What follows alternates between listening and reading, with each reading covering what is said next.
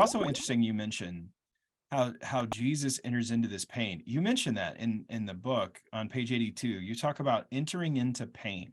You quote a friend who is running a foster ministry and telling people, basically, if you're going to enter into this ministry, you're going to enter into pain.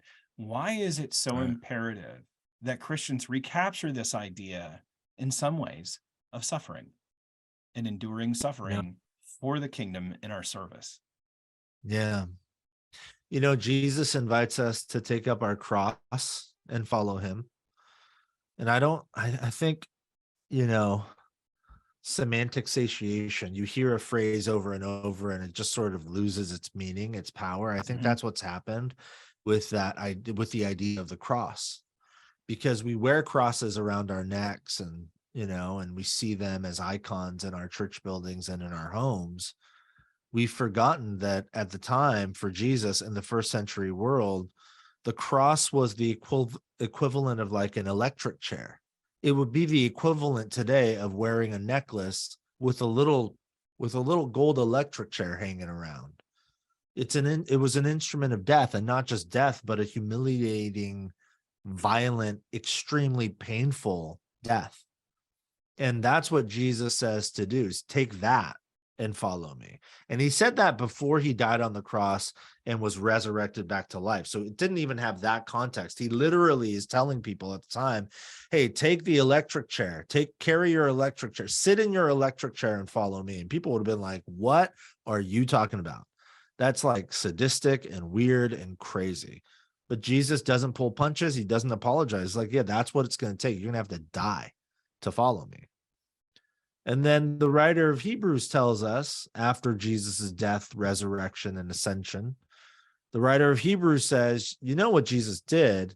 He went to the cross, but he did it for the joy set before him. I was like, what? What?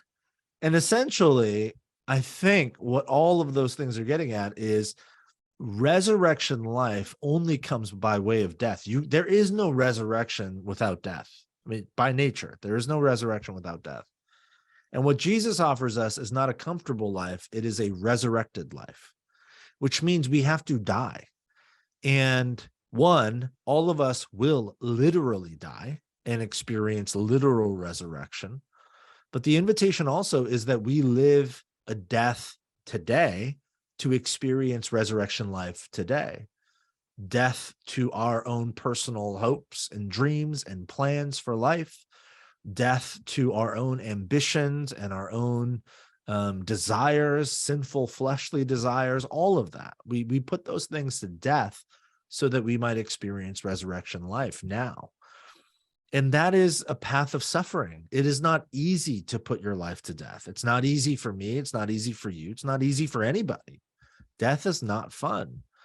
That's why being a Christian, being a deeply committed follower of Jesus is not easy. But Jesus never promised it would be easy. You know, he promised that it would be enriching, that it would be fulfilling, that it would be, in John 10:10, life and life to the full, but not that it would be easy to get there.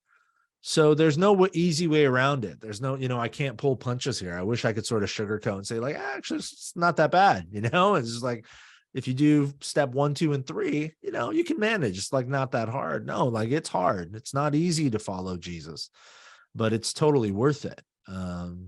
It's worth it. But the path there is in many ways a path of suffering and a path of death.